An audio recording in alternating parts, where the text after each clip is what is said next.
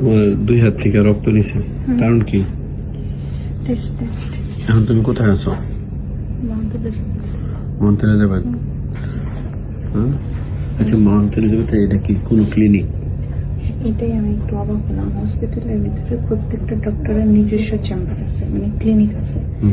যেমন আমরা বাংলাদেশে হসপিটালে যাই না, যে মনে করো আমাদের স্কোয়ারে দেখা আলাদা চেম্বার স্কোয়ারে দেখাইতাম, তো ডিপার্টমেন্ট ওয়াইজ থাকতো যে ওকে দিস ডিপার্টমেন্ট হরমোনে, দিস ডিপার্টমেন্ট স্কিনে, ওই ওই ওই জায়গাটা হচ্ছে তোমার কিডনি বা আদার পার্টস।